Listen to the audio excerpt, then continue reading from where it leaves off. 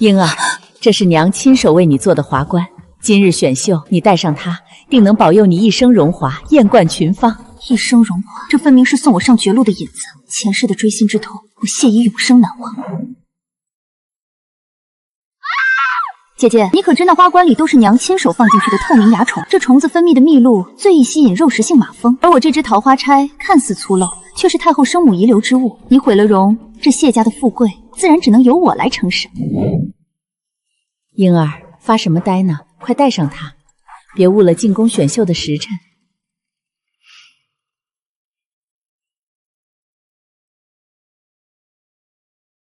英儿，你娘的一片心意，你难道要推辞？谢家的前程全在你今日这一代了。他这哪里是父亲的叮嘱，分明是无声的警告。只要我敢说半个不字，那碗热茶便会毁了我这张脸。多谢娘亲，这花冠极美，女儿定会好好护着，绝不辜负爹娘的期望。既然你们打定主意要害我，即便我现在推辞了花冠，你们也定会有新的招数。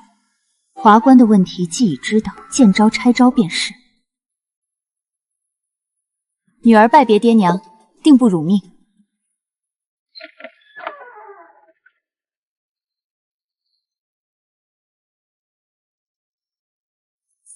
嬷嬷，臣女谢英初入宫闱，规矩不大懂，还请嬷嬷指点一二，免能撞了贵人。谢姑娘是个懂事的。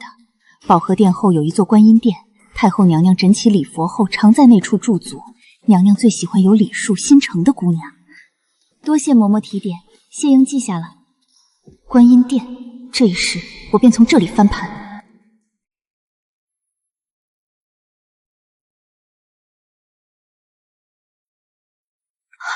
菩萨保佑，谢女谢无今日定要得贵人青眼，平步青云。至于那个谢英，注定只能是我的垫脚石。菩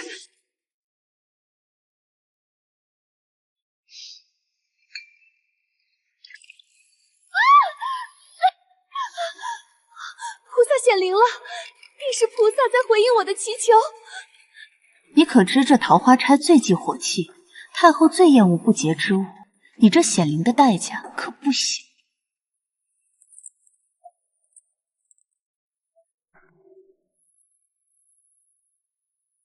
信女谢英，愿以母亲亲手制作的花冠为贡品，供奉观音菩萨。愿以此香火，祈求我大周国泰民安，风调雨顺，亦求菩萨保佑谢家平安。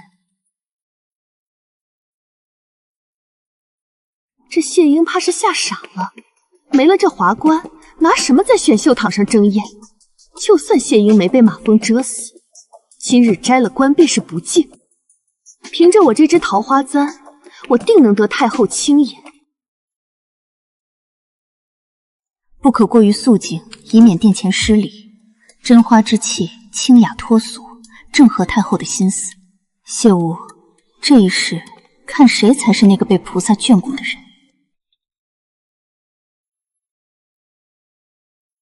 谢家女谢英、谢武进殿。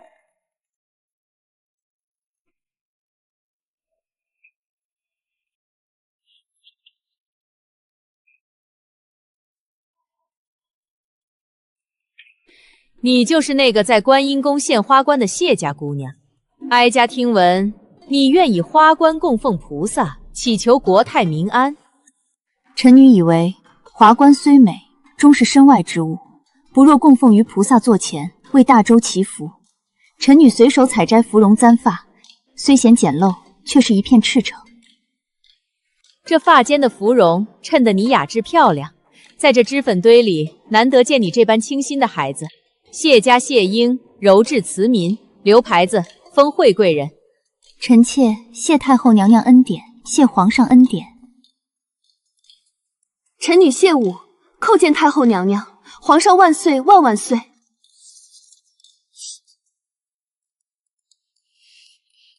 你头上的簪子，瞧着眼熟，拿过来，让哀家看看。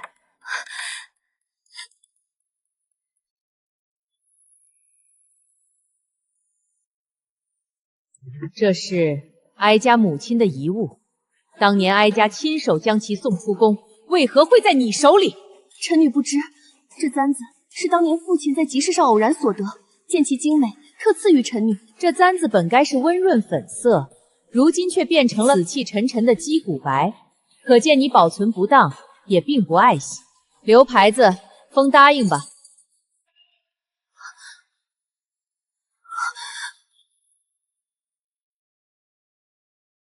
多谢太后，皇上恩典。那只桃花簪被火气侵蚀成击骨白，在太后眼里，那是谢家对太后生母的大不敬。你这辈子是想拍马屁，却抛到了马腿上。上辈子的谢无对我极尽亲热，姐姐长姐姐短，恨不得时刻黏在我身边。可这一世不过是一个位分的差距，谢无便连装都懒得装了。我的好妹妹，你的养气功夫也不过如此。这后宫的路还长，咱们慢慢走。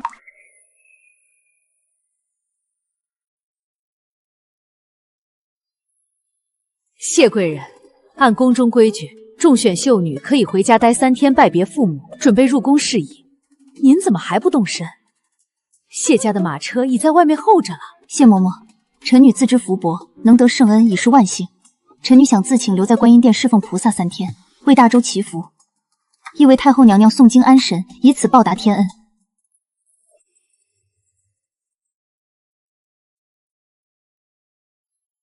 上辈子谢府是我十分眷恋的家，可那里住着的却是一群披着人皮的豺狼。谢文版和谢林氏若知道我不仅没死，还中选成了贵人，定会觉得我脱离了掌控，恐怕在那3天里会准备更阴毒的招数等着我。我宁愿待在冷冰冰的皇宫里，宁愿对着泥塑的佛像，也不愿再踏进那个吃人的谢半步。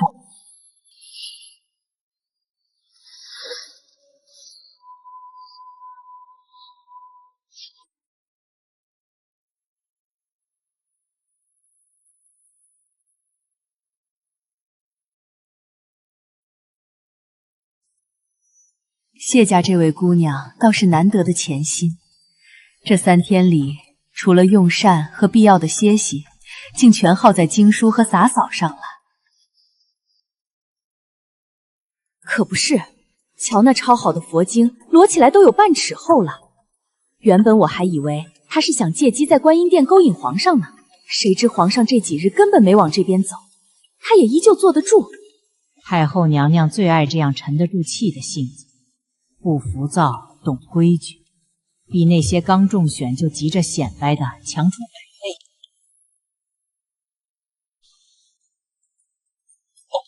谢贵人抄经辛苦，太后娘娘听闻了您这几日的作为，心中甚是宽慰。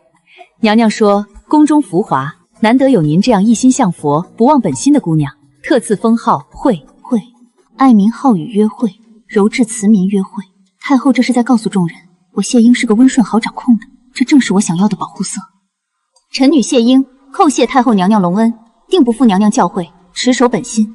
上辈子谢无进宫便是贵人，凭借那只桃花簪和谢文香的谋划，半年升贫，1年封妃。她踩着我的尸骨，享受着泼天的富贵。这辈子我抢在谢无前面得了太后青眼，惠字封号，便是谢英我反击的第一步。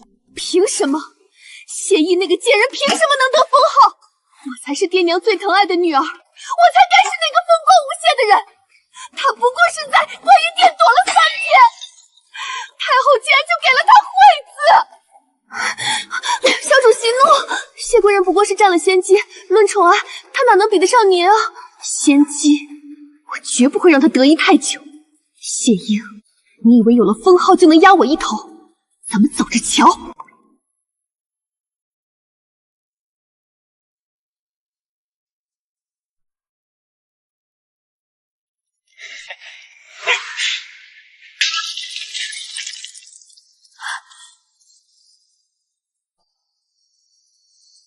主子，您瞧瞧，这内务府送来的是什么东西？这明明是送往咱们这里的特等珍品芍药，却被贤贵人半道截流了，竟拿这些路边的破烂货来顶替咱们的份力。谢无看来是走了乾清宫太监总管李德全的路子。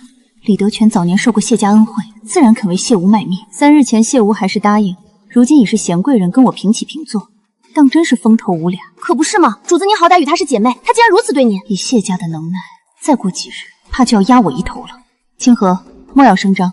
将这些花搬到角落去吧。主子，贤贵人实在是欺人太甚。昨天劫了咱们的花，今天又抢走了内务府拨给咱们的春装绸缎，竟让人送来这些被老鼠咬坏了的陈年棉布。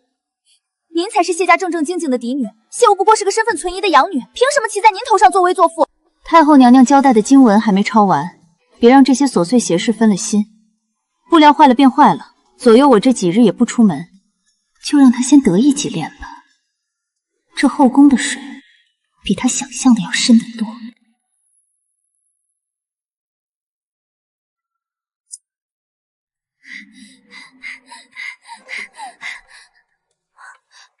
主子，大喜事！贤贵人昨个在寝宫里摔断了胳膊，太医守了一整夜呢。哦，谢吾如今正得圣宠，怎么会平白无故摔断了胳膊？说来听听。娘娘，您有所不知，咱们宫里虽然没有皇后，却有一位沈宸妃。这沈宸妃是将门之后，虽常年病弱，却生得倾国倾城。皇上与沈宸妃是少年情分，本想立沈宸妃为后，奈何太后嫌沈宸妃身子骨弱，只封了妃。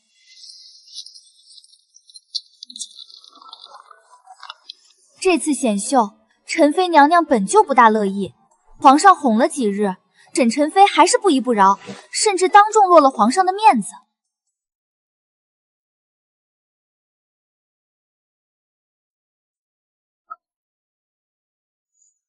皇上一气之下，便连着宠幸了谢武3日，故意做给沈宸妃看，想气气沈宸妃呢。结果昨晚啊，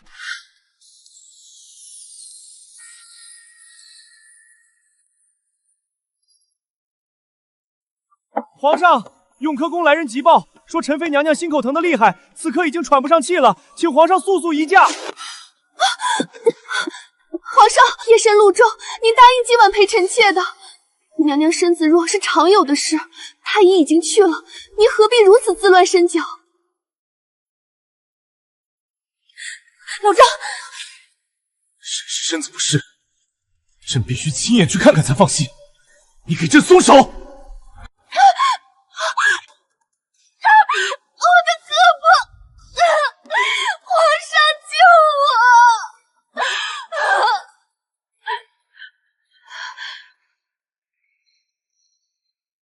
要奴婢说，贤贵人真是活该。嘘，咱们进去说，外面人多眼杂。哦，对，主子说的是。主子您是没瞧见，听说贤贵人在那冰凉的石阶上躺了足足半个时辰，直到皇上的御驾走远了，才有人敢上去扶。后宫那些个捧高踩低的老人，如今都在背后笑话他呢，说他想学宸妃娘子的娇弱，却没那个命，反倒折了自己的一条胳膊。沈氏，上辈子我对这位宠冠后宫的娘将几乎没什么印象，只记得她性子烈如骄阳，却没多久就病故了。沈氏一死，谢武才真正开始在后宫得势。这辈子事情虽然因为我的重生有了些许偏差，但大体还是照着原来的轨迹在走。沈氏依旧是皇上的心头肉，而谢武以为自己连获3日恩宠便是特殊的，其实他不过是皇上拿来气沈氏的一件连将剧罢了。一切恩爱会，无常难得久。这宫里的恩宠，从来都像这暮春的花，开得快，谢得更快。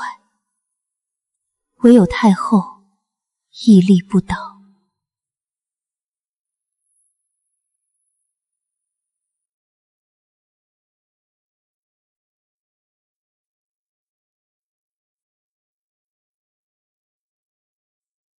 惠贵人安好，太后娘娘已在殿中等候多时了，请随奴婢来吧。太后向来深居简出，极少宣见新入宫的妃嫔，这是对我的初步认可，亦是试探。我绝不能出一丝差错，否则前功尽弃。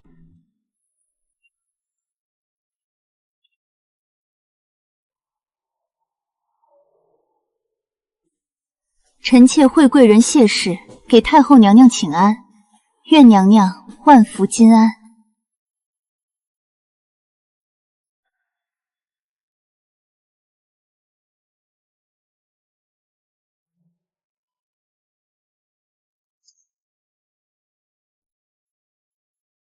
起来吧，碧幽，给惠贵人赐座。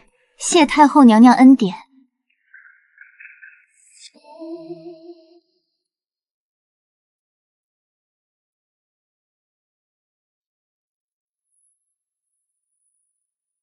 惠贵人，哀家在宫外便听说过谢家嫡女的名头，有人说你是玉京第1美人，不过是坊间传闻，旁人谬赞罢了。嫔妾蒲柳之姿，实在不敢当此盛名。在太后娘娘面前，嫔妾更是不敢以此自居。你倒不必如此自谦。哀家活了这么大岁数，在这深宫里见过的人多了去了，你这张脸确实生得极好，当得起第一美人的名头。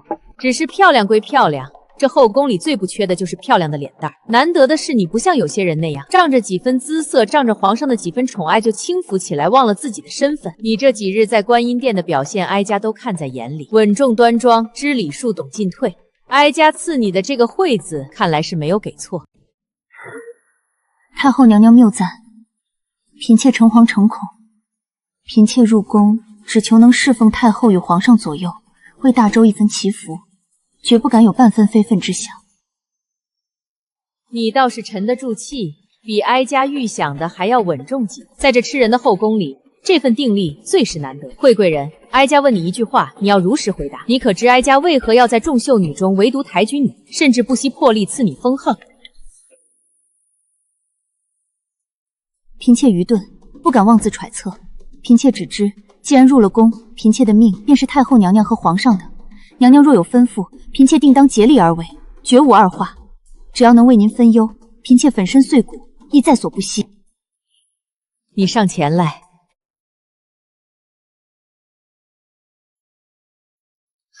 皇上登基3年了，后宫虽然选了些人，却只有陈妃一个高位妃嫔。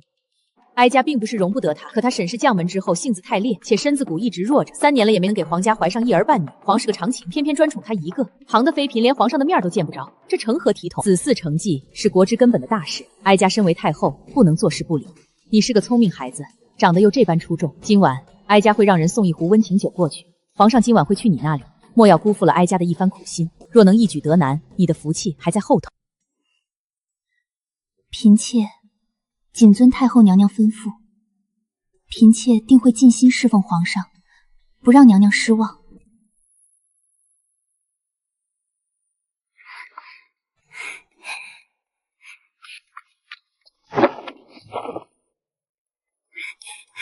主子，这可是天大的喜事！太后娘娘亲自安排皇上今晚过来，您可千万不能再像平日里那般肃静了，奴婢非得给您好好打扮打扮不可，定要让皇上一眼就瞧见您的好，把那贤贵人比下去。这些都收起来吧。今晚我依旧穿那件月白色的长服，首饰也只留那一只素银簪子便好。主子，这是何意啊？这一次我抄的不是太后交代的经文，我要抄一卷《药师经》。这卷经文的功效是消灾延寿，保佑身体康健。皇上最在乎沈氏的身体，我便要以此为切入点，在他心里种下一颗我不争且善良的种子。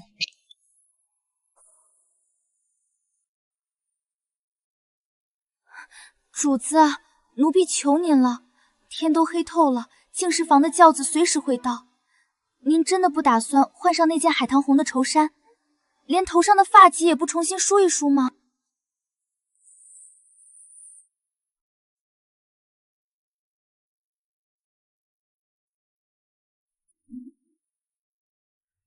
这身月白色的衣裳，正合今夜的意境。啊，主子，这可是皇上头一回翻您的牌子，若是冲撞了圣颜，皇上驾到！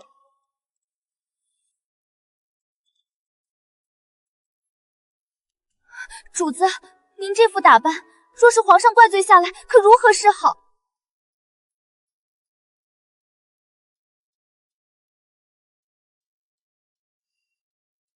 嫔妾谢氏恭迎皇上。你就是太后赞不绝口的惠贵人谢英，朕瞧着你倒是个能耐得住寂寞的。回皇上，正是臣妾。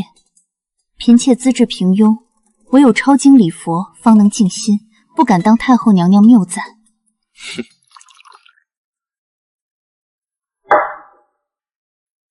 朕还有政务未理，你早些歇息吧。嫔妾恭送皇上。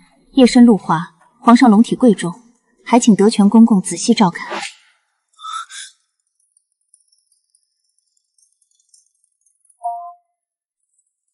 懂着你。你倒是不闹，朕如此待你，你心里不委屈？皇上日理万机，心怀天下，嫔妾不敢以儿女私情叨扰。皇上肯来永寿宫做一客，嫔妾已是感激不尽，哪来的委屈？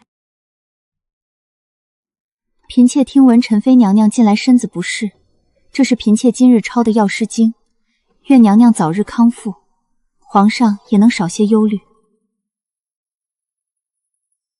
字迹工整娟秀，一笔一画都写得极为用心，没有半点敷衍。整整1卷经文，少说也要抄上3、4个时辰。他不仅不争宠，居然还在为陈妃祈福。这后宫之中，竟真的有如此纯善之人。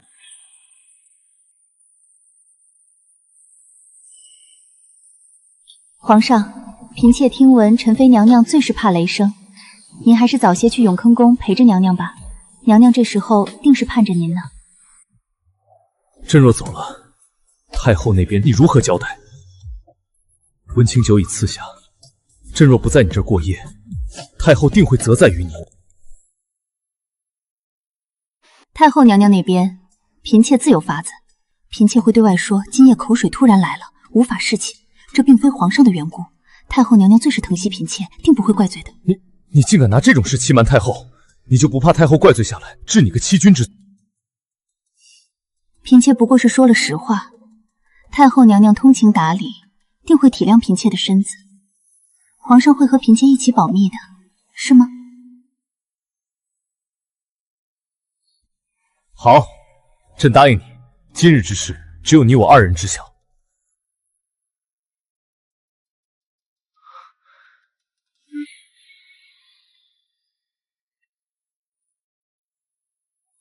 拉钩上吊，100年不许变。皇上快去吧，莫要让娘娘等急了。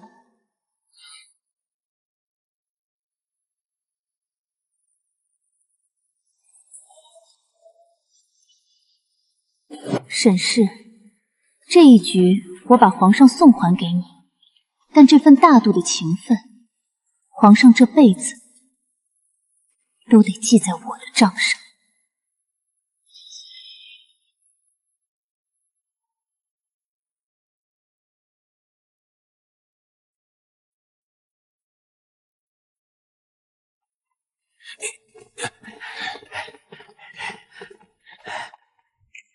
惠贵人安好，皇上今儿个一早便吩咐奴才说，昨夜搅了贵人的清梦，特地拨了这些东西送来，算是给贵人的一点补偿。皇上还交代了，让贵人好生养着，缺了什么尽管开口。有劳李公公亲自跑这一趟，还请公公替我谢过皇上，请皇上以龙体为重，不必挂念我。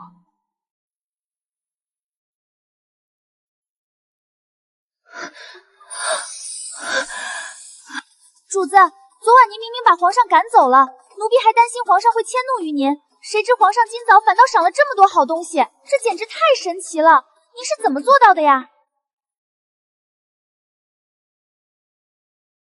清河，你要记住，在这吃人的后宫里，争的从来不是一时的恩宠长短，而是谁能在皇上的心里留下抹不掉的痕迹。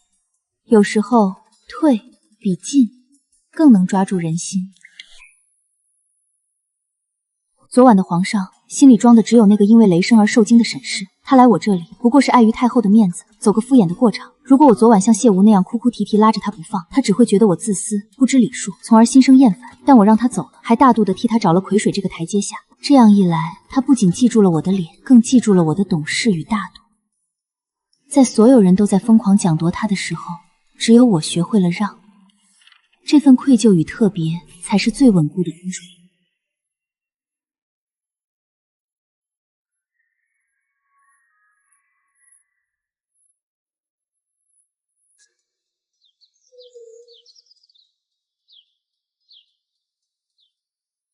谢无，你以为你赢了这几日的事情，却不知你已经凝结双双掉了皇上对你最后的一丝耐心。这后宫的局才刚刚开始。皇上来看我的次数，确实如我所料般渐渐多了起来。起初他只是偶尔路过，进来喝杯茶，做一盏茶的功夫便走。但我知道，这宫里最缺的便是安静，而我这里最不缺的就是安静。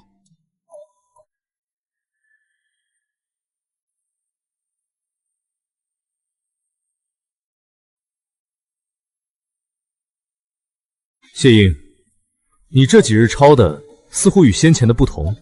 回皇上，先前抄的是药师经，这几日抄的是心经。心经字数虽少，却最是能让人心境平和。这句“落花人独立，微雨燕双飞”，虽是前人旧作，但在你这永寿宫里读来，倒真是有几分出尘的意趣。皇上好眼力，这诗雅致在静字，在这宫里能得一份静，便是极好的。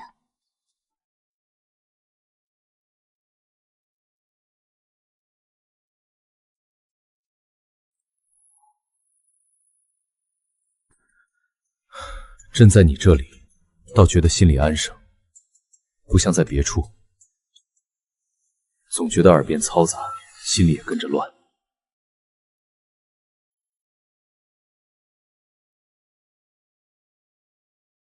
皇上若是觉得安生，常来便是。嫔妾这里没什么奇珍异宝，唯有这几卷旧书，一盏清茶，随时候着皇上。这后宫之中，人人都想从朕这里得到些什么，有的要恩宠，有的要位分，有的要为家族求子嗣。他们看向朕的眼神里，写满了欲望。只有你，似乎什么也不要。我要活着，我要的是这大周的后位，是那些害我之人的性命。我要在这吃人的后宫里清清醒醒的活到撕裂。但现在，我只能让你觉得我什么都不要。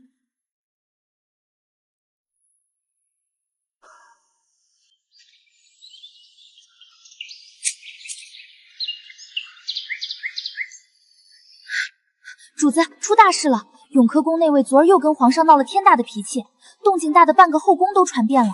听说昨晚皇上是黑着脸出来的。为了什么？他那身子骨总这么闹腾，也不怕伤了根本。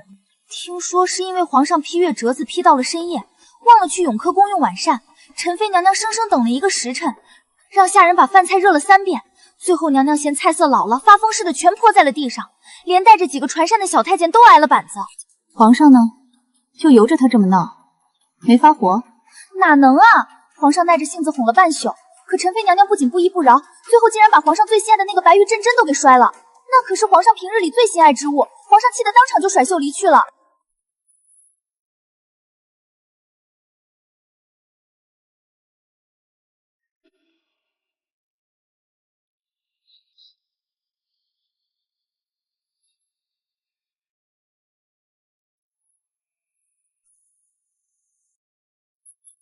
皇上万安，嫔妾特意亲手除了一壶清火的菊花茶，加了些去盐的陈皮，就在廊下，请皇上过去润润嗓子。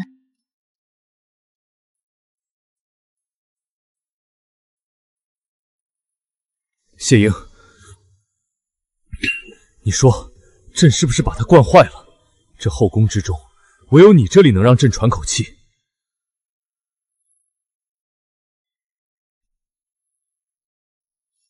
他从前不是这样的，从前他性子虽然也娇，却总归是懂事的，一颦一笑都牵动朕的心。怎么朕登基之后，他反倒越来越不像话了？朕给他的恩宠还不够多吗？陈妃娘娘自幼体弱，沈老将军又是为了大周立下赫赫战功，娘娘身子不好，难免心绪不宁。她也是太在乎皇上了，才会有这些小性子。皇上念在往日情分，多体谅些便是，莫要气坏了龙体。朕还不够体谅他。为了他，朕后宫3年不选秀。太后为了这事儿催了朕多少次，甚至发了多少回脾气，朕全都一力压着。这次选秀，若非太后真的动了气，朕断不会松口的。可他竟一点也不明白朕的苦心。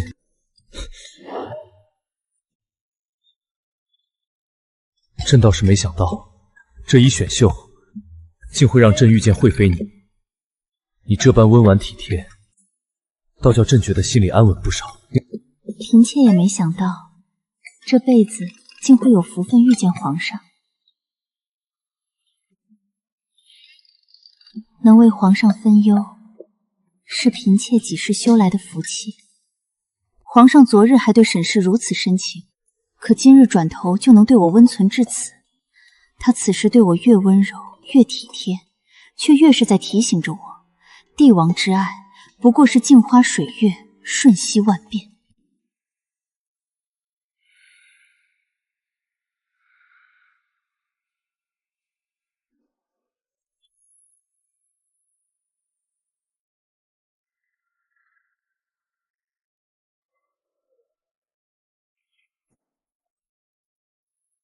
主子，贤贵人的胳膊养了1个多月，听说今儿终于好了，已经能下地折腾了。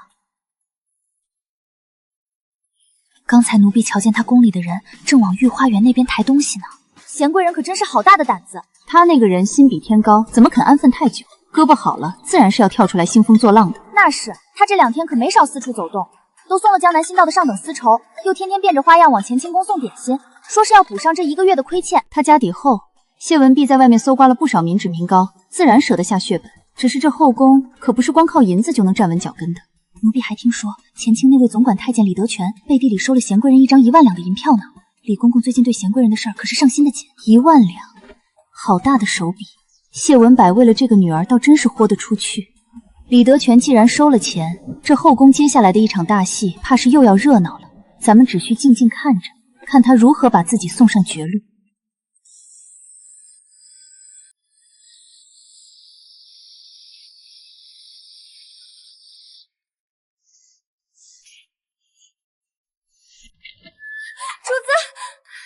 主子，不好了，你怎么还有心思在这写字呢？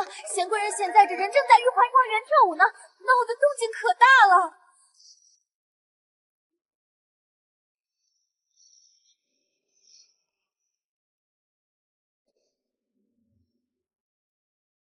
这后宫里会跳舞的嫔妃多了去了，贤贵人既然想跳，便由着她跳去，有什么可稀奇的？哎呀，我的主子，若只是寻常跳舞也就罢了，可奴婢打听到她身上穿的是一件鹅黄色的衣裳。奴婢以前听宫里的老嬷嬷们碎嘴说起过，当年陈妃娘娘与皇上初次相见时，穿的就是一件鹅黄色的裙子。那是陈妃娘娘在桃花林里一舞倾城，皇上当时就看直了眼，这才有了后来的专宠。如今贤贵人一样画葫芦，连衣服颜色都选得一模一样，简直是明摆着要勾引皇上啊！而且李公公已经让人去乾清宫请皇上了，说是御花园有奇景，皇上这会儿怕是已经到了。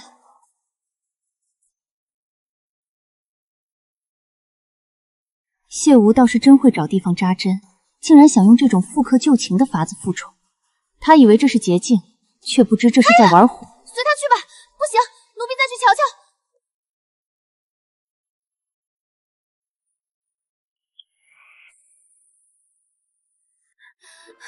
皇上真的去了御花园，不仅去了，还一直盯着贤贵人跳舞。奴婢远远瞧见，皇上笑得可高兴了，已经亲自把人领回乾清宫了。这会儿宫里都传遍了，说贤贵人要复宠了。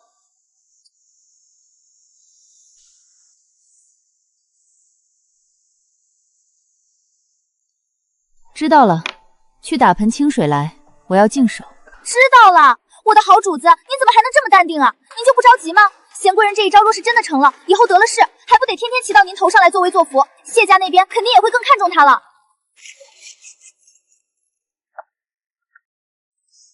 急什么？这宫里的戏才刚开场。当年让皇上动心的，从不是那件衣裳，也不是那片桃花，而是陈妃、沈氏那个人。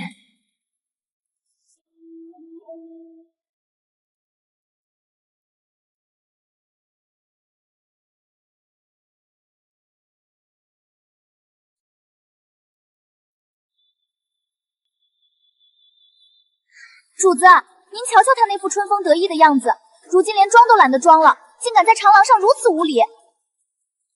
他走他的路，我走我的路，且看谁走得远就是了。沈氏不是个好惹的人，他能在后宫独占圣宠3年，靠的不只是那张倾国倾城的脸，还有皇上对他沈家深深刻进骨子里的愧疚。等沈氏回过神来，谢武的死期也就不远了。清河，将我这几个月精心抄写的100份药师经悉数包好，供奉去观音殿。记住，要叮嘱那里的执事嬷嬷，务必供满7期49天再行焚烧。对外就说是我感念陈妃娘娘身子该折，特意为娘娘祈求康健。奴婢明白，定会办得妥妥帖帖，让全宫里都知道主子的一片赤诚。主子，大喜事！陈妃娘娘听说了药师经的事，特意遣了身边的贴身宫女送来了这个，说是娘娘亲自做的荷包，以谢主子的心意。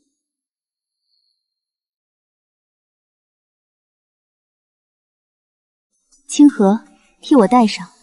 往后所有的宫宴，无论大小，我都要把这个荷包带在身上，让皇上也瞧瞧。主子，沈氏性情古怪，您就不怕这荷包里藏了什么阴司陷害？万一里面塞了什么不干净的香料？若是怕，在这后宫便一寸也走不动。沈氏少与宫嫔来往，他见我如此坦荡，不设防备的带着他送的东西，反而会对我刮目相看。更何况，皇上最希望看到的就是我与沈氏和睦。惠贵人，这几日辛苦你了。陈妃常年少食少言，郁郁寡欢，近来竟能吃下点东西了，连太医都说这是奇迹。朕觉得都是你那药师经的功劳。只要娘娘能安好，嫔妾做这些便值了。嫔妾自知福薄，能为皇上分忧，为娘娘祈福，已是莫大的福分。沈氏方才还跟朕提起，说等经文供满49殿时，她要亲自去观音殿烧经祈福。臣妾谢皇上隆恩，定不负皇上厚爱。重活一世，我不会跟一个命不久矣的陈妃争宠。而谢婉还沉浸在复刻旧梦的幻觉里，丝毫没意识到她已经成了沈氏临死前最想拔掉的那根眼中钉。承蒙皇上和陈妃娘娘并不嫌弃，嫔妾深感荣幸。你柔家盛姓，殊甚持功，朕要晋封你为嫔尉。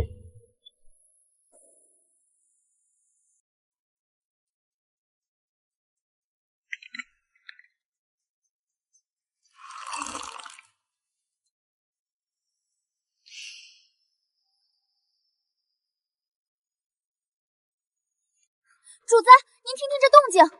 贤嫔今儿在宫里大摆宴席，请了各宫妃嫔去喝酒，甚至连那些刚进宫的小答应都请了，却唯独没请您。他这分明是仗着皇上连宠3日的事，明摆着打您的脸，给全后宫的人看呢。他既然想闹，便由着他去。这后宫的宠爱如过眼云烟，何必跟一个跳梁小丑置气？没得自降了身份。圣旨到，惠贵人接旨。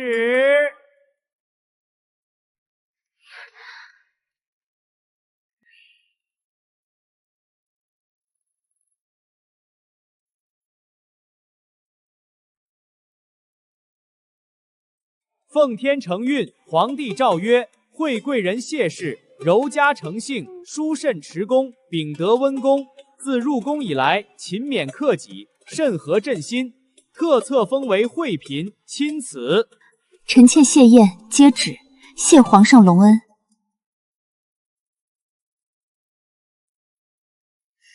公公辛苦了，大热天的跑这一趟，拿去喝口茶解解舍。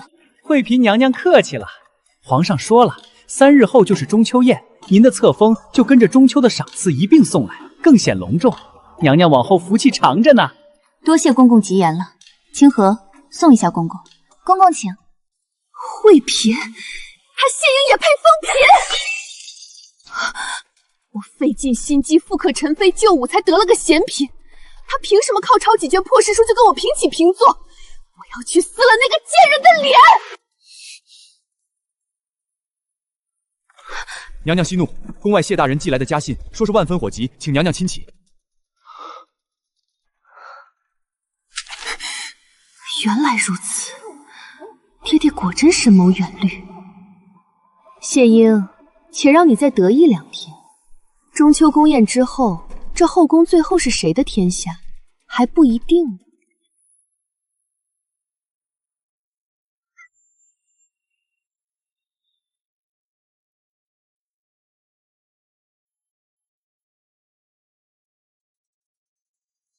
给惠嫔姐姐请安。从前是妹妹不懂事，仗着皇上几分宠爱，便失了分寸。还望姐姐海涵，莫要与妹妹计较。妹妹多礼了，同在宫中侍奉，本该姐妹齐心。往后的日子还长，过去的事便让它过去吧。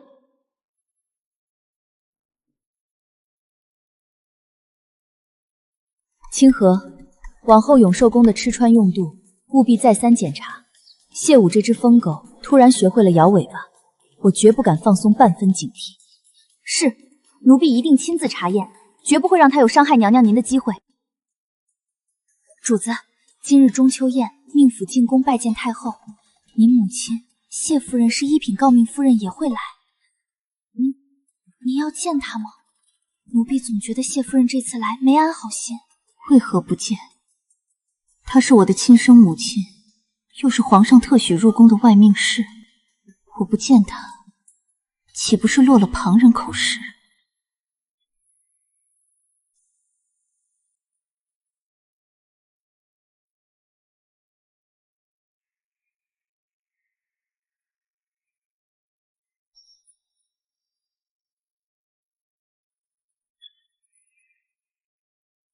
一品诰命夫人临事入席。臣妇拜见太后娘娘，拜见皇上。入座吧。是。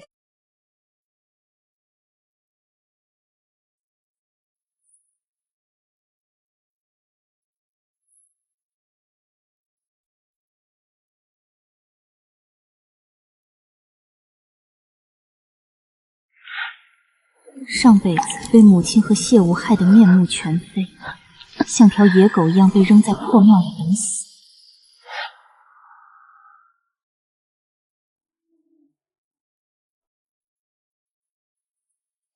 这辈子谁都别想踩着我上位。大红乃中宫皇后之色，谢卫不过是个嫔位，竟敢穿着大红织金被子，这般招摇，简直是把野心写在了脸上。这是太后最忌讳的。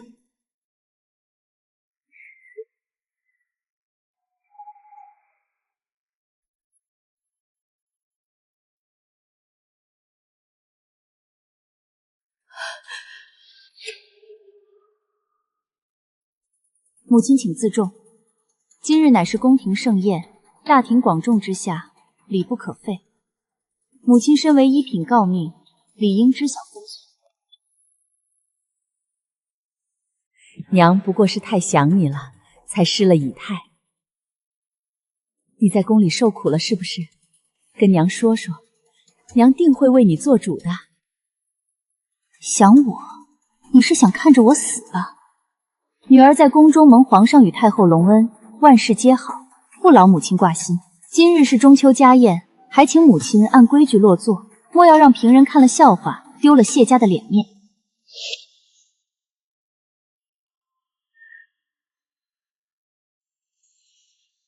好。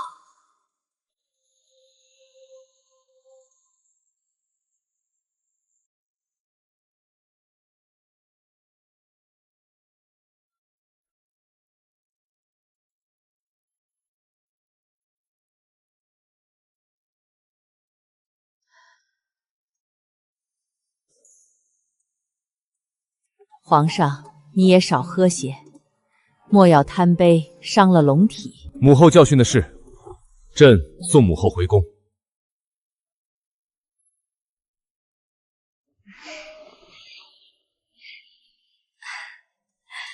见过夫人，见过夫人。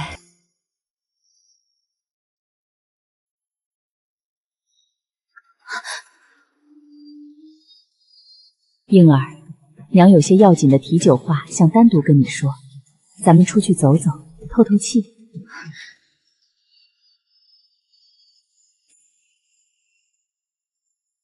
母亲，有什么话在这里说也是一样的，这里人多，说话也方便些。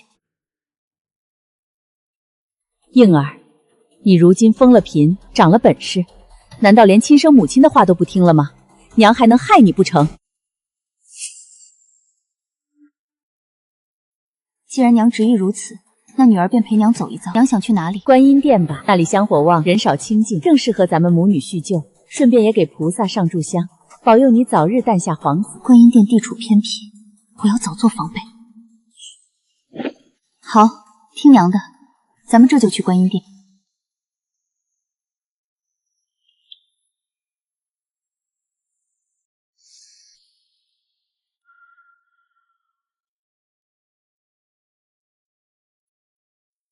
那是苏州织造专供的月光缎，放眼整个后宫，只有沈晨飞有资格穿。他果然还没走。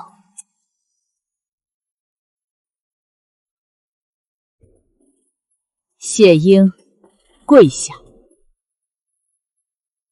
当真是长本事了，谢意！你以为你当了惠嫔就能飞上枝头变凤凰，连亲生母亲都不放在眼里了？我问你，选秀那天，你为什么没有带我亲手为你准备的那顶芙蓉华冠？你知不知道为了那顶华冠，我费了多少心血？选秀完那3天，你为什么不回家？你知不知道我和你爹在府里等了你足足3天，准备了多少好东西要送你入宫？你这个丧门星，竟然敢自请留在观音田！你眼里还有没有谢家？没有生养你的爹娘？不回家，那是女儿在为大周抄经，为太后祈福，尽一份臣民的忠心。难道在娘眼里，谢家的私事竟比大周的国事还要重要？晋忠，你少拿这些大道理来压我！你分明是存心要跟家里人作对。你进宫之后，处处压着阿吴一头。阿吴跳舞得宠，你也跟着进风；阿吴进了嫔，你也紧跟着进嫔。谢英，你敢说你不是存心要跟阿吴过不去，存心要毁了阿吴的前程？谢英，你摸着良心说，我这些年哪里对不住你？从小到大，你的吃穿用度，哪样不是按着嫡女最高规格先紧着你？为了供养你这份嫡女的体面，你如今得势了，就是这么报答我的养育之恩的。娘，我最后再问你一次，那天选秀，您亲手给我戴上的那顶芙蓉皇冠里，到底放了什么？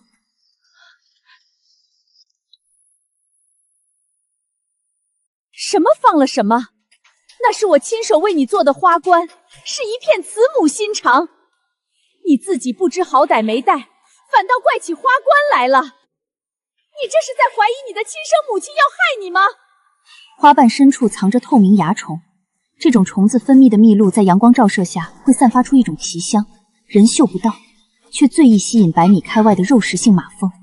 只要我带着它踏人选秀大殿，那些马蜂就会疯狂地攻击我的脸。娘，您亲手做这顶花冠的时候，是不是就没打算让女儿活过那个晌午？您是不是早就打定主意要我去死，好给您的宝贝阿武腾位子？是又怎样？既然你这孽脏都已经看出来了，我也不必再费心演这出慈母情深的戏码了。演了这么多年，我也觉得恶心。谢莹，你以为你是谁？你不过是个占了位置的讨债鬼。你占了阿武嫡长女的位子，占了她该有的荣华富贵，占了她该得的所有宠爱。你怎么就如此心安理得，如此恬不知耻的活到现在呢？阿武比你聪明，比你懂事100倍。琴棋书画、诗词歌赋、待人接物，哪一样不比你这木头疙瘩强？你除了这张狐妹子脸，还有什么能拿得出手的？历来选秀，一家只能中1个秀女，就算侥幸中了2个，得宠的也只会出1个。阿武有天大的战事，入宫封妃问鼎中宫是他的梦想，你这逆子怎能靠着这张脸阻拦他的路？你若是毁了容，太后自然只能选阿武，谢家的富贵也只能是阿武的。你活着一天，就是我儿的绊脚石。谢意，要不是念在你是从我肚子里爬出来的份上，在选秀那天，我就该亲眼看着你被马蜂蛰烂那张脸，看着你生不如死。我给过你机会，是你自己不肯去死。我占了谢武的嫡长女身份，这怎么可能？谢武比我小半岁，她是养女，我是嫡女，这是谢府上下皆知的事。除非谢林氏是亲的，但那个爹不是亲的。不对。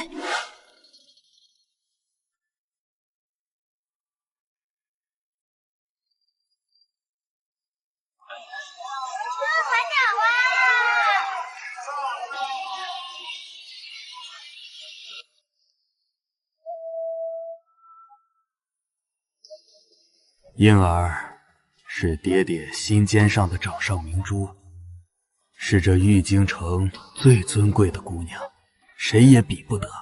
7岁以前，爹对我很好很好的。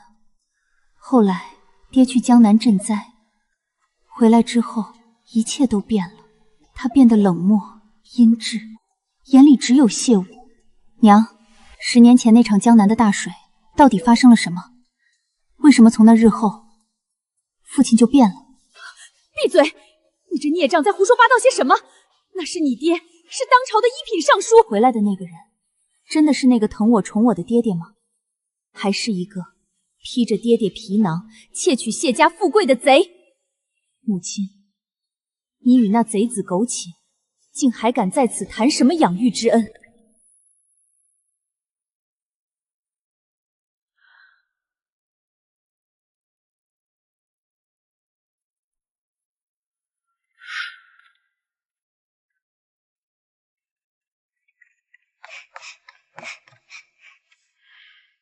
爹爹，您可回来了，颖儿好想您。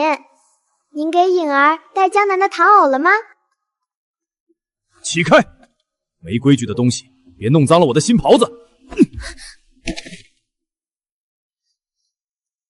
江南大水，哪来的糖藕给你吃？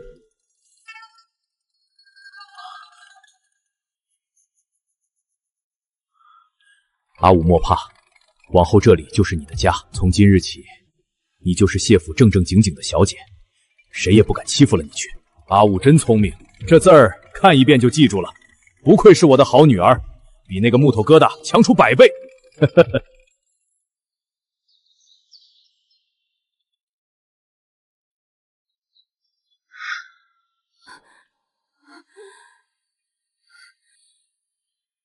母亲，我最后问你一次，如今家里坐着的那个人，他到底是不是我的亲生父亲？谢英，你居然发现了！既然如此，我也没什么不能说的。实话告诉你，现在谢府里的那位是阿吴名副其实的亲爹。至于你爹，早在10年前就化作江南的一捧黄土了。你说什么？原来他真的不是我爹，所以我爹被你们害死了。没错，他若不死，我的郎君如何能坐上一品尚书的高位？我的阿雾怎么能成为千金小姐？原来如此，原来这10年，我认贼作父，对着杀父仇人承欢欠下，喊了他10年的父亲。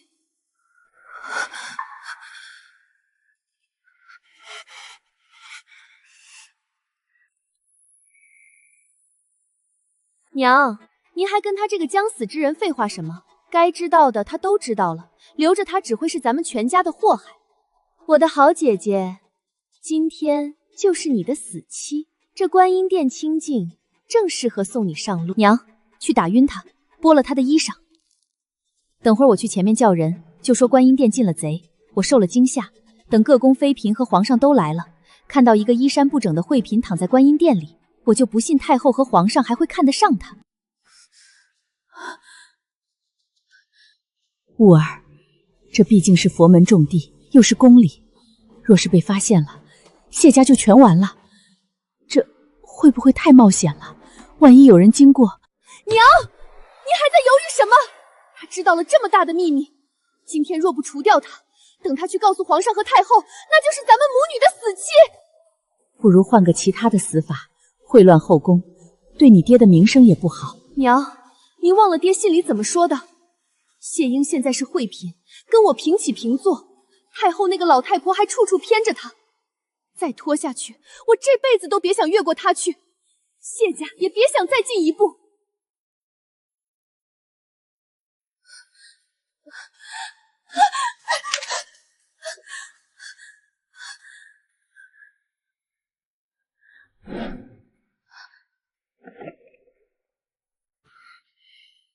谢伟，你身为后宫嫔妃，在此佛门清净地杀姐诬陷，你就不怕神明有灵，遭天打雷劈、万劫不复的报应吗？神明报应，我谢武从不信命，更不信神。我只知道今晚过后，死的人是你，而活着的赢家才有资格说报应。谢应，去地狱里找你那个亲爹诉冤吧。娘，别磨蹭了，动手杀了他，一切就都结束了。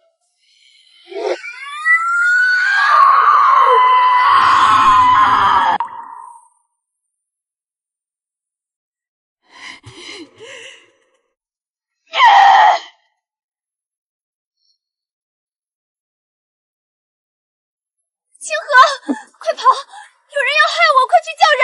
快去叫巡逻的侍卫过来！有人在外面，是谁？绝不能让那个人去报信！绝不能让那个人去报信！不可能！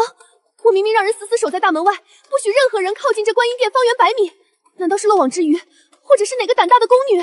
不管是谁，绝不能让他活着离开这观音殿。先杀了谢烨，再去追那个报信的贱人，打晕再说。不要！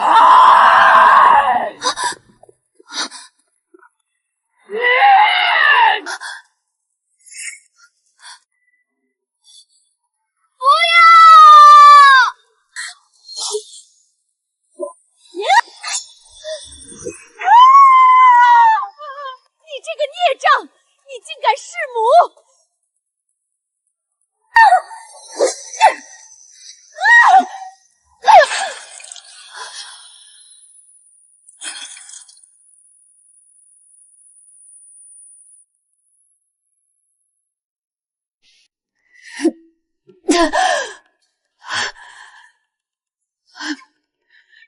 谢英，你这个疯子，你居然敢杀了娘！我杀了你，我要杀了你们所有人！去死吧，全给我去死！烧死你们这些家伙！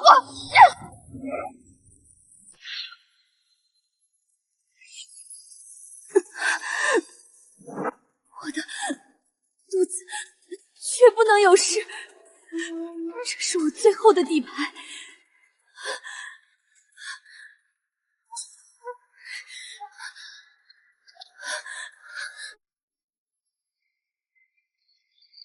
在这佛门大地，竟敢行凶杀人！我的腿！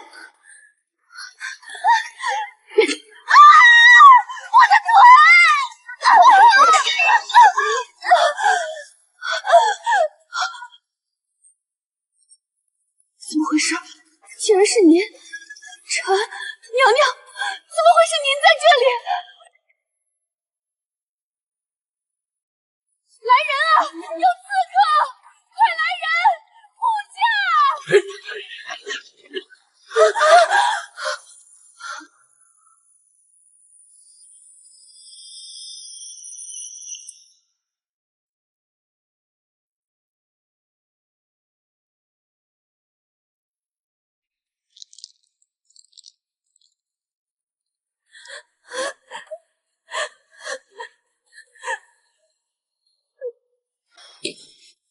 皇上，臣妇冤枉，臣妇便是有10000个胆子，也断不敢在佛门清净地作孽呀！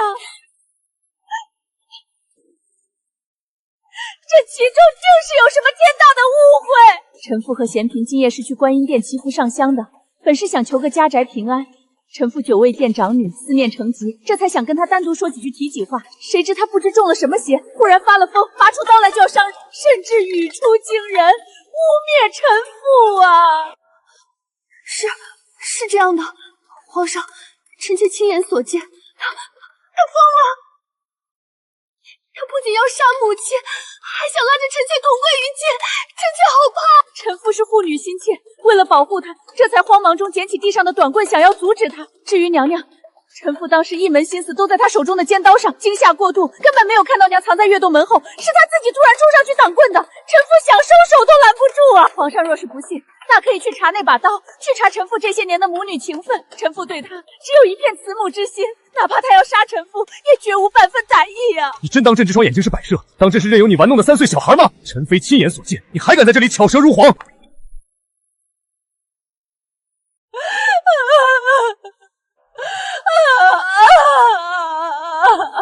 贤嫔，你给朕抬起头来，说，当时在观音殿到底是怎么回事？若有一句虚言，朕定让你求死不能！皇上，臣妾不知道，臣妾当时吓傻了，臣妾真的什么都不知道。是姐姐，全都是因为姐姐，是她。是她什么？说！是她先动的手。原本嫔妾和娘只是想去观音殿上香求个平安，谁知姐姐她像中了邪一样，忽然就拔出刀来，口口声声说我们要害她，还要杀我和娘亲灭口。皇上，您要为臣妾做主啊！臣妾的胳膊好疼。够了！谢灵是谢武，你们一个是惠嫔的生母，一个是她的亲妹妹，朕实在想不明白，这世上怎么会有母亲如此狠毒，布下陷阱要杀了自己亲生女儿？怎么会有妹妹如此畜生，竟敢在那佛前想要烧死自己的亲姐姐？你们当朕是瞎了还是聋了？更何况你们包藏祸心，差点杀了朕的陈妃。陈妃若有万一，朕要你们整个谢府陪葬！来人！谢林氏意图谋杀妃嫔，枉拒人伦，罪大恶极。念在谢文柏是一品大员，为朝廷保存体面，不必送往慎刑宫受审，赐白绫一条，由侍卫督办，即刻执行。谢武品行卑劣，毒害长姐，惊扰皇妃，传旨下去，废黜封号，贬为庶人，着内务府代之永相丈50，即刻执行，生死由命。皇上饶命啊！臣妾知错了，臣妾是一时糊涂受了蛊惑。皇上，您看在往日的情分上收了我吧，臣妾还为您跳过舞。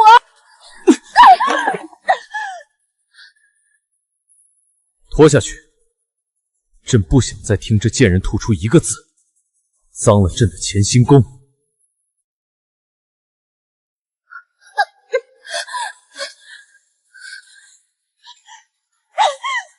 着！谁敢动我？太后娘娘，您当真见死不救吗？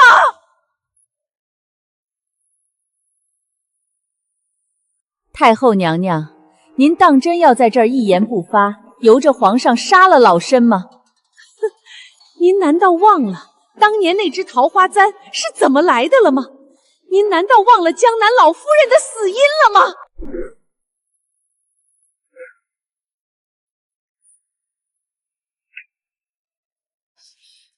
谢林氏，你死到临头还想攀咬哀家，哀家听不懂你在说什么。皇上，哀家瞧着此事或许真的另有隐情。谢林氏毕竟是一品诰命，谢文柏又是朝廷重臣，若如草率处死，恐寒老臣的心，也让天下人议论皇上薄情。不如先行收押天牢，待哀家亲自审问清楚，再定夺不迟。母后，这两个毒妇罪证确凿，不仅毒害惠嫔，更险些伤了陈妃。陈妃乃是将门之后，朕的心头肉，他们在观音殿形同疯狗，您为何还要护着他们？难道朕的宠妃竟比不得这两个蛇蝎心肠的妇人？哀家说了，仔细审问，此事牵连甚广，谢家毕竟是功臣之家，绝不可操之过急。皇上身为一国之君，当以大局为重，莫要被儿女情长冲昏了头脑。还有何可审？朕带人冲进去时，谢林氏与谢无就在观音殿倒提凶器，棍棒加身。谢应满身是血，陈妃惊魂未定，如此大逆不道、罔顾人伦之举，其心可诛，应当众杖毙以儆效尤。皇上，这件事没有那么简单。谢文柏是一品礼部尚书，朝廷的中流砥柱，门生就遍布朝野。谢林氏作为一品诰命，在宫里出了事，总要有个体面的交代，审清楚了再定罪，免得前朝百官议论纷纷，说皇上朝薄待功臣家属，寒了老臣的心。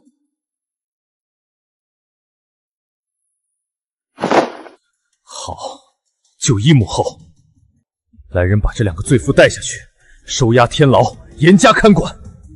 带人去找到谢文柏，抓起来。太后娘娘救命！臣妾冤枉，臣妾是被逼的。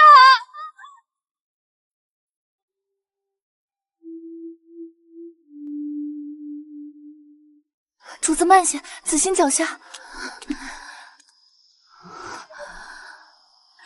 谢林氏和谢巫简直不是人，竟然下这么重的手。若非娘娘及时赶到，奴婢真不敢想后果。那只桃花簪是太后王母的遗物，在生死一线间，谢林氏只提了一句桃花簪，就让平日里最重法度、最爱面子的太后瞬间倒戈，甚至不惜当众违逆皇上的意思，绝不仅仅是一件旧物那么简单。那只簪子里到底藏着什么见不得光的秘密，足以让太后在皇权面前强行压下这滔天大罪？我必须抓住这根线，将他们彻底拖入地狱。谢氏谢武，淑德贤惠，赐留牌子，封为贵人。上辈子谢瓦带着桃花簪进宫，太后认出后，位分提了又提。即便谢瓦行事再如何乖张，不懂规矩，太后也从未真正降罪。我原以为是太后因为簪子爱屋及乌，现在看来，竟是太后在害怕。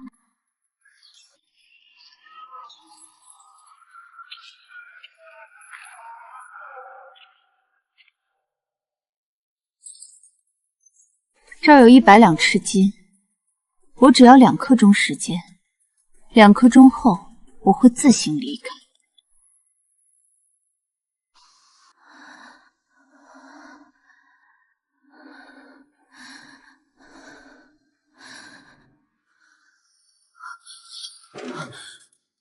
是你，你这个小人！你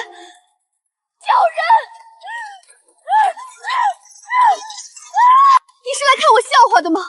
看我现在像条丧家之犬，你很得意是不是？滚！你给我滚出去！我不想看见你这张令人作呕的脸！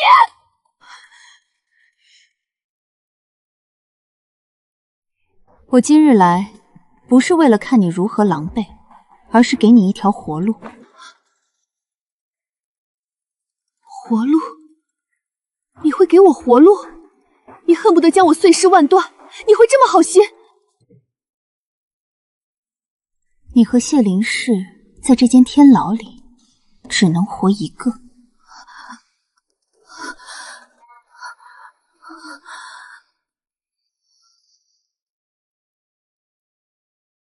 谁先把桃花簪的实情告诉我，谁就能活着走出这间天牢。我给你1刻钟时间想清楚，是守着那个秘密陪谢灵氏一起下地狱，还是把实情吐出来换你这条命？1刻钟后，我会去隔壁问谢灵氏同样的问题。我劝你最好想清楚，谢灵氏是1品诰命夫人，她这辈子见过多少血雨腥风，远比你见过的场面多得多。你以为她会为了保你而守口如瓶吗？哼，谢灵氏那种人最懂什么叫舍足保秀，她现在正等着机会向太后表忠心，只要她把秘密献出去，太后为了灭口，第一个要杀的就是知道太多的你。如果她抢在你前面把实情说出来，你便连最后求生的筹码都没了。可如果你先告诉我真相，我就能握住太后的命脉，到时候我去求陈妃，只要我能说动她向皇上开口求情，你一定能保住这条命，甚至还能保住你的位分。你也不想在这臭烘烘的牢里化成一具无人认惹的枯骨吧？你真的能去求他？你不是最恨我抢了你的宠爱吗？你会这么好心救我？我不信！我为什么要骗你？杀了你对我有什么好处？我只要真相，只要能拉下那个让我也留你寝食难安的人。毕竟，看你往后活得越窝囊，我心里才越痛苦。10年前，太后曾秘密下了一道绝密密旨给爹爹，就是你的生父。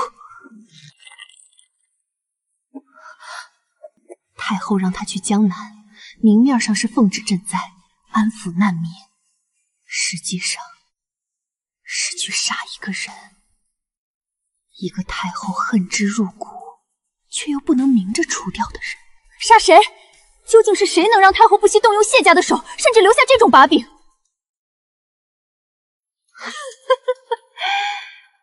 杀太后的生母，镇国公府的老夫人。什么？为何？老夫人在江南仗着太后的事，横行霸道，强占民田。当时弹劾她的奏折在太后案头上叠起来比人还高，甚至有人要以此联名废后。太后压不住那个贪得无厌的风陶的，为了保住凤座，她只能借刀杀人。你爹接了这杀头的密旨，但他生性软弱，还没动手就吓破了胆，根本不敢自己执行。于是你爹找了和他样貌相像的二叔，许诺事成后分二叔1半家产，让二叔去做这件事。二叔就是现在的谢文柏，你的亲生父亲。他拿着太后给的毒药毒杀了老夫人，对外说是忧心灾情，积劳成疾。可我爹怎么可能只满足于1半家产？就在你爹喝庆功酒的那晚，他把剩下的毒药下在了你的酒里。原来如此，这10年来，我竟然一直认贼作父，在仇人的膝下讨生活。那只桃花簪又是什么？为什么太后一见到它就彻底变了脸色？那是老夫人的心头好，是她临死前戴在头上的正物，是杀人后从尸体上亲手拔下来的。这只簪子就是随时能让太后身名裂的索命把柄。有了它，太后就得乖乖听我们家的话，提拔我入宫。谢无，我劝你最好保佑你今天说的每一个字都是真的。若有一句虚言，我会让你在死前受尽这世间所有的酷刑。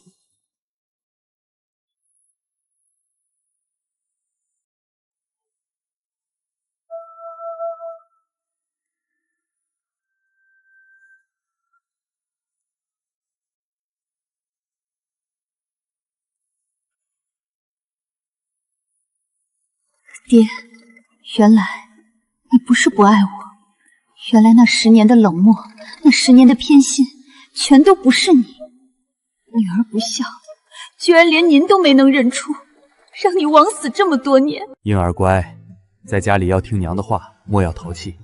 等爹爹从江南赈完灾回来，一定给你带江南最好看的花布做裙子，再带一盒最甜的糖藕，好不好？好，爹爹要早点回来，婴儿每天都在门口等爹爹。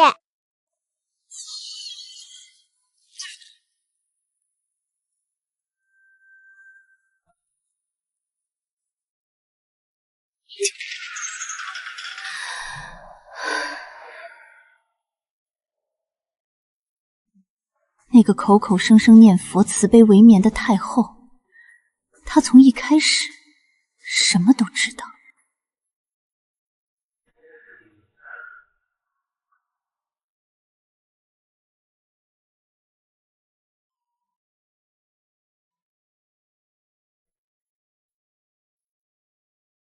谢文柏，不是谢文华，还有谢林氏太后，你们欠我爹的命，欠我这10年的血泪，我会一笔一笔找你们全都讨回来。我要让你们在这红墙绿瓦之下血债血偿。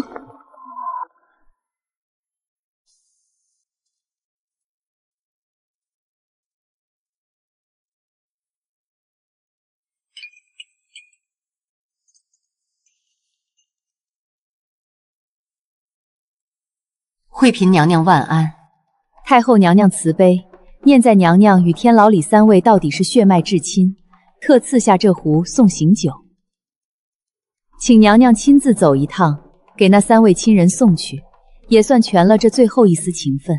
太后这是要杀人灭口，还要借我的手来递这把刀，这是送他们上路，更是太后在试探我的忠诚。如果我流露出一丝不忍，下一杯酒怕就是为我准备的了。臣妾领太后娘娘旨意，定不负娘娘厚望，送他们体面上路。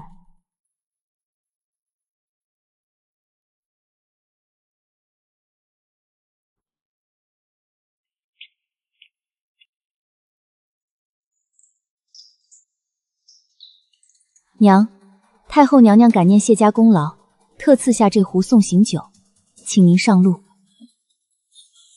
这不可能！太后竟然要杀我灭口，她怎么敢？老身手里握着她的命脉，她怎么敢如此过河拆桥？燕儿，我是你亲生母亲啊，你不能这么对我！你救救娘，你去求皇上，你去求太后。我知道，我当然知道您是我的亲生母亲，可您也该知道，从您决定杀我的那一刻起，这份血缘便断了。你不能，谢英，你绝不能这样对我！我是你亲生母亲，你杀了我，你就不怕遭天打雷劈，万劫不复吗？天打雷劈！当您亲手往我选秀的画棺里放透明蚜虫，引来马蜂要毁我容貌的时候，您可曾想过遭报应？当您看着杀父仇人顶替我爹身份，还整日对着他温存讨好、苟且偷情的时候，您可曾想过我？您扪心自问，这些年您又是怎么对我的？您把所有的爱都给了谢物，却恨不得我去死。既然如此，您又何必在此谈什么母女情分？英儿，谢英，我是你娘啊，求求你，看在小时候娘抱过你、真心疼爱过你的份上，救救娘！娘以后一定补偿你。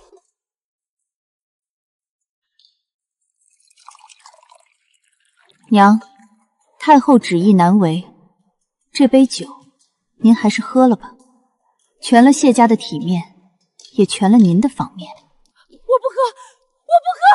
谢英，你这个疯子，你这个妓女！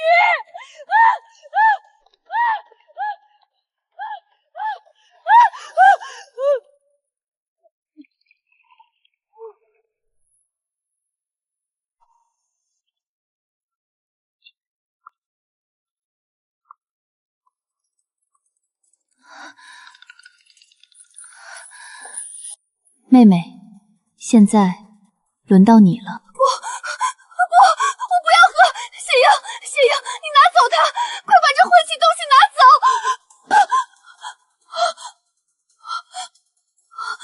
我还没封妃，我还没当上皇后，我不能死！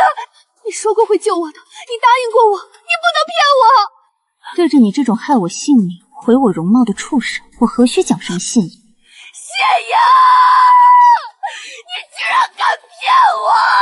我要杀了你！我做鬼也不会放过你！放开我！我是谢家的大小姐，我是皇上的嫔妃，我有爹爹和娘亲，你们这些阉人谁敢杀我？放开！谢巫，这一杯酒，你是自己乖乖喝下去，还是让我的人帮你灌下去？我不喝！救命啊！皇上救命！爹爹救我！死到临头还不安分，张嘴，打到他清醒为止。还有最后一个人。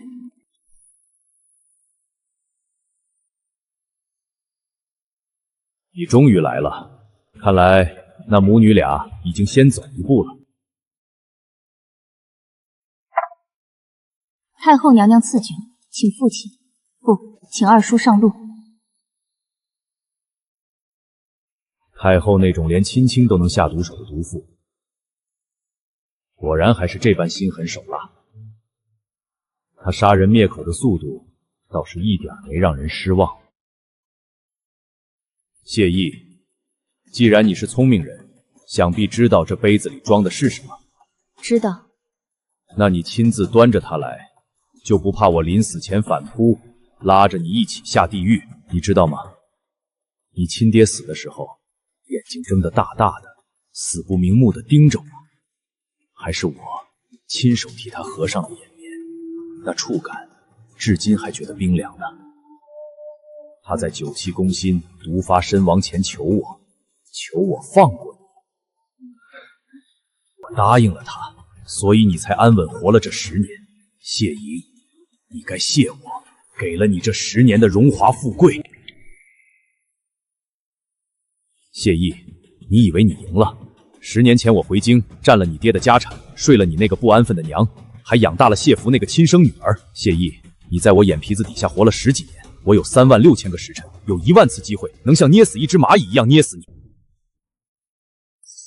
你记住了，这宫里从来就没有好人，太后不是好人，皇上不是好人，而你，谢应，你也绝不是什么好人。要不然你在观音殿时为什么要故意喊陈妃是清河？你明知道门后站着的是沈氏，你却故意误导你娘和谢物下死手，你就是想借沈氏的命来除掉他们母女，顺便给自己谋一个救驾的功劳。谢英，你比老夫更狠！谢莹，你这种踩着亲人尸骨往上爬的人，你一定会不得好死的！我在下面等着你。爹，女儿替您报仇了。谢文华死了，谢林氏也死了，那些占了您位置的人都下地狱了。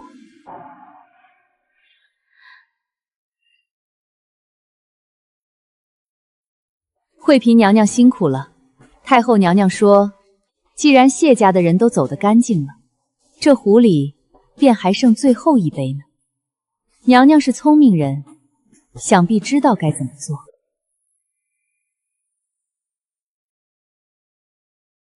太后为了保住那个弑母的秘密，她绝不会容许我活过今晚。姑姑，这杯酒先不急，劳烦您回禀太后娘娘，就说臣妾身怀有孕，已有3月余，因前些日子胎相不稳，还没来得及正式禀告皇上和太后娘娘。如今谢家遭此大孽，我这身子更得仔细养着了。什么？娘娘您说你有孕了？姑姑没有听错，我腹中怀着的可是皇上的骨肉，是太后娘娘日夜期盼的皇孙。昨日我在观音殿受了惊吓，今日我觉得身子不适，便私下请了相熟的太医来瞧了瞧。太医说我已经有了3个月的身孕，且是个极健壮的孩子。姑姑，您说这龙胎偏偏在此时被查出来，是不是天意？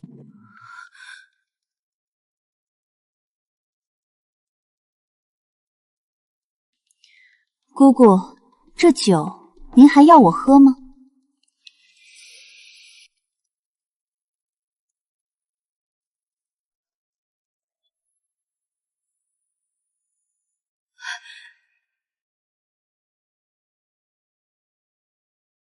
太后想让我死，我偏要借着孩子的命活得比谁都长久。我先前一直苦苦隐瞒怀孕的消息，就是害怕消息一传出去，后宫里那些想要我命的蛇蝎妇人会下死手。我本想等胎相稳度，权柄在手后再做打算，却没想到今儿这孩子竟成了我反制太后的唯一筹码。为了这皇家的血脉，为了他那虚伪的慈悲名声，他暂时绝不敢再动我一根汗毛。不仅不敢动，他还得像供祖宗一样把我供起来。太后娘娘，接下来轮到我执棋落棋了。您欠谢家的，欠我爹的，咱们一笔一笔慢慢算。太后期待孙儿，为了这皇家的血脉，她不仅留了我一命，还亲自下旨封我为惠妃，赐居这象征尊荣的永寿宫。她想用这些荣华富贵来稳住我，让我乖乖替她生下孩子。太后娘娘特意嘱咐了，让您在永寿宫静心养胎，万事都有娘娘给您撑腰。娘娘还说了，让您把心放回肚子里，好好养着，等孩子平安生下来，您就是咱大周的头号功臣。到时候啊，这宫里还有的是赏赐和体面等着您。太后娘娘慈悲，臣妾定当好好保重身子，不负娘娘的一番希望，还请姑姑代臣妾谢过娘娘恩典。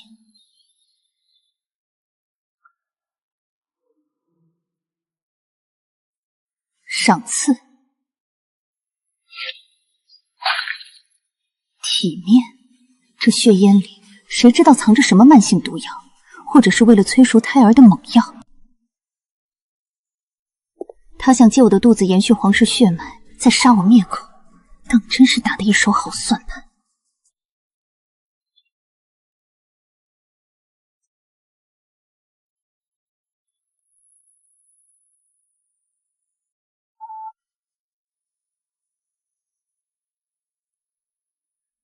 臣妾给宸妃娘娘请安。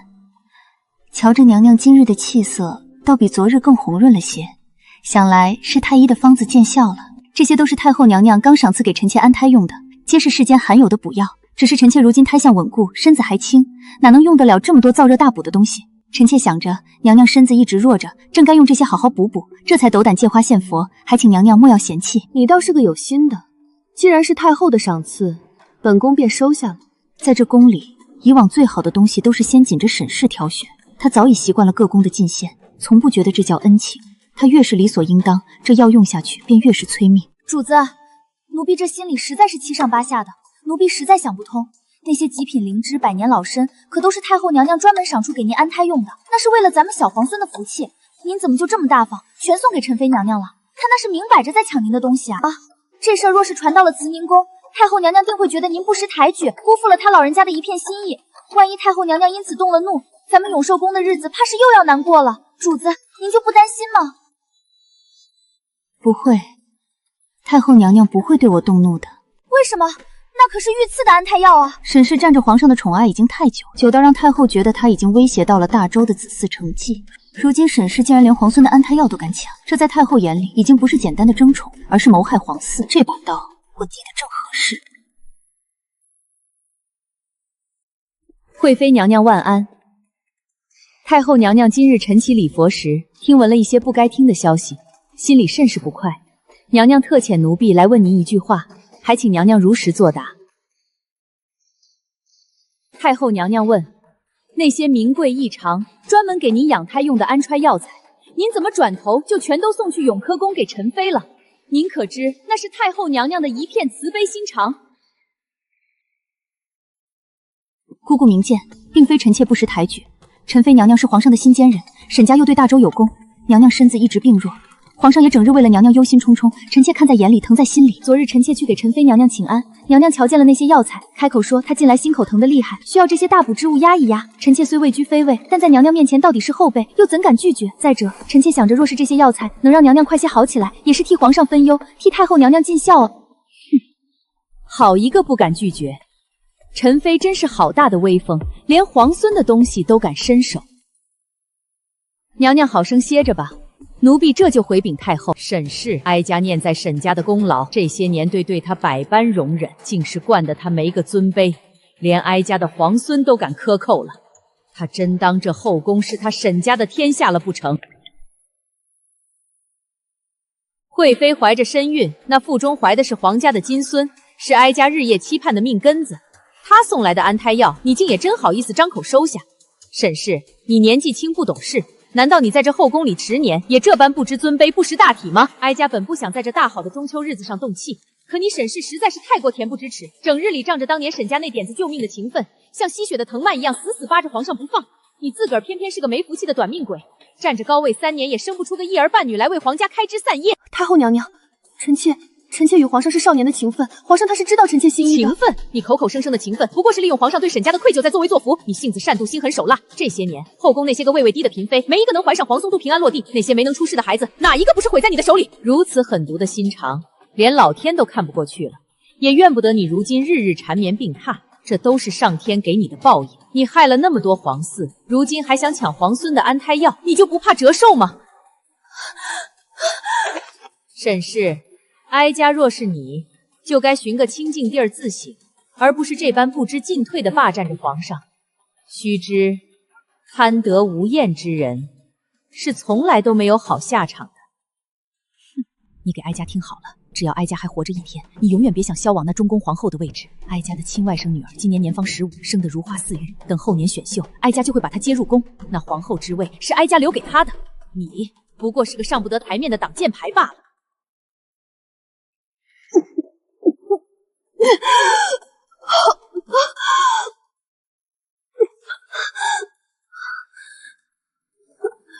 我胸口好闷，喘不上气。娘娘，你顺气，千万别跟太后娘娘置气，太医马上就到了，娘娘您撑住啊！不好了，娘娘喘不上气了，快来人，快传太医啊！娘娘没气了。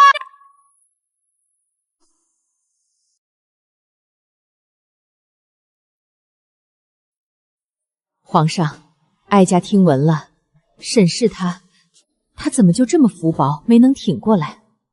母后，您昨天来永元宫，到底跟他说了什么？太医说他昨日午后还用了半碗粥，为何您走后他便断了气？哀家只是说了他几句，见他病着还涂脂抹粉的，哀家让他多注意身子，莫要总缠着皇上。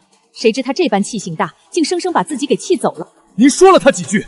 您明知道他最是在乎名分，最是在乎朕，您却专门挑他最疼的地方扎刀子。母后，他身子什么样，您难道不知道吗？太医千叮咛万嘱咐说他心脉受损，绝不能受刺激。您为什么要在这个时候专门跑来为难他？您就这么容不下他吗？皇上，哀家只是为了大周江山，为了皇室的子嗣，哀家并无恶意。只是什么？只是跟了朕整整10年，只是觉得霸朕不放，碍了您的眼。母后，从前底到这深宫，他为朕受了多少苦，我受了多少委屈，您难道真的不知道吗？您口口声声为了江山，难道这江山连一个弱女子都容不下？你什么时候对他有过半点善意？选秀的时候，您非要逼着朕选秀，当众说他没有子嗣，说他不配做皇后。现在他死了，就在这儿断了气，就在您的面前咽了气。母后，您满意了？这后宫终于静了，您满意了吗？皇上，你是在怪哀家吗？哀家可是你的亲生母亲。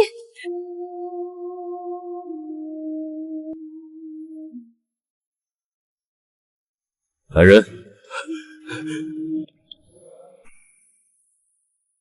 传朕旨意，沈氏温惠秉心，书见迟恭，乃朕毕生之挚爱。即日起追封沈氏为孝贤皇后，辍朝3日，举国同哀，以大周最高标格的皇后之礼下葬。皇上，皇后之位关乎国本，沈氏无子且出身穆家，需要哀家和内侧商议。不必多言，朕的皇后，朕说了算。谁若反对，便去陪沈氏吧。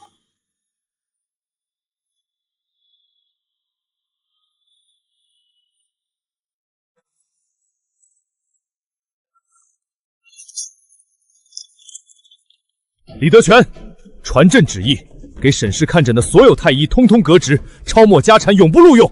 理由是诊治不力，隐瞒病情，导致皇后薨逝。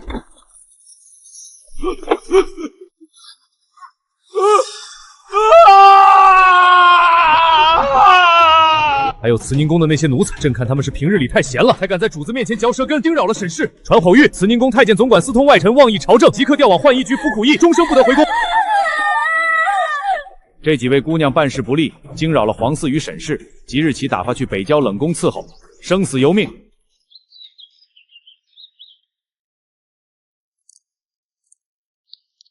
谁都知道，这些人是替太后背了锅，是皇上在遣除太后的羽翼。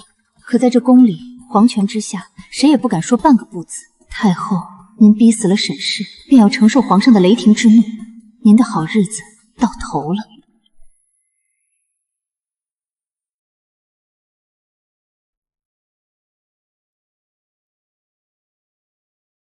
惠妃娘娘，太后娘娘想请您去慈宁宫坐坐。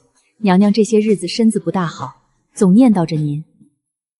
太后娘娘圣体为蛇，自有太医照看。突然召见，不知有什么吩咐？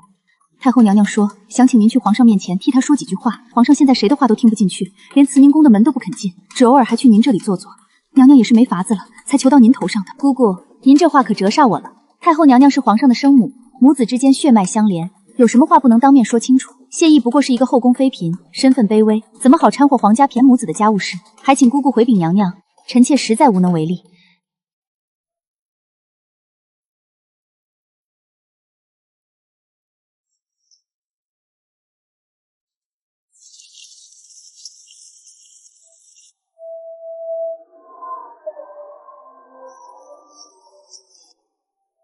臣等弹劾太后母家亲戚私占民田，中饱私囊，请皇上明察。太后一族仗势欺人，坏我大周律法，请皇上严惩不贷。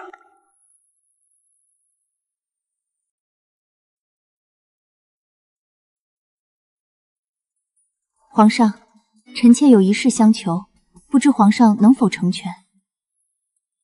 什么事？只要是你要的，朕无有不准。孝贤皇后沈氏一生孤苦，临了也无子嗣承欢殿下，100年之后恐怕无人供奉香火，实在凄凉。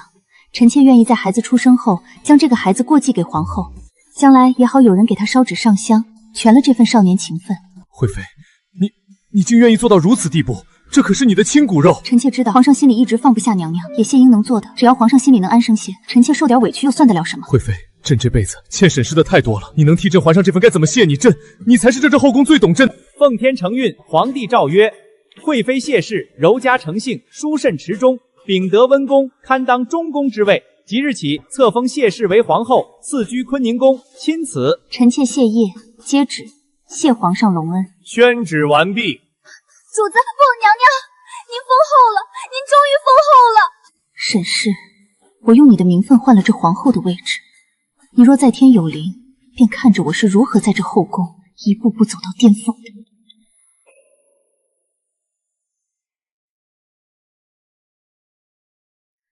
傻丫头，今日是大喜的日子，哭什么？莫要让外头的奴才瞧见了，失了坤宁宫的体面。娘娘，奴婢是高兴，奴婢是替您高兴。这一路走来，奴婢看着您受了多少罪，遭了多少难，如今您终于熬出头了，成了这大周最尊贵的女人。谢家那些恶人若是泉下有知，定会死不瞑目。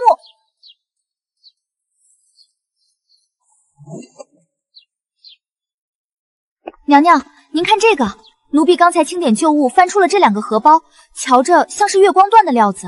这2个荷包，一个是沈氏送的，去年夏天我送了她100份药师经后，她为了彰显大度，特意遣人送来的回礼；另一个是我自己照着那针法和花纹，连夜赶制出来的赝品。为了在宫宴上带给沈氏看，我费了不少心思。沈氏一开始就想害我，她那所谓的单纯和深情，不过是裹着蜜糖的砒霜。这后宫里从来就没有无缘无故的恨，也不会有无缘无故的好。孩子，再过几个月你就要出生了，你不用学会那些肮脏的算计，不用学会如何害人，更不用学会在这座吃人的皇宫里卑微的挣扎求生。那些带血的路，娘亲已经替你走完了。这大周的江山，往后便是你的路，我会为你铺就一条通往巅峰的平安路，谁也别想动摇半分。